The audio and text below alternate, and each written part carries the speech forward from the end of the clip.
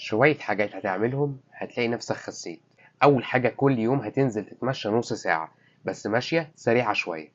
تاني حاجة هنقلل من السم الأبيض، الملح والسكر، يعني أي حلويات يا ريت نمنعها، أي حاجة فيها ملح زيادة برضو يا ريت نمنعها.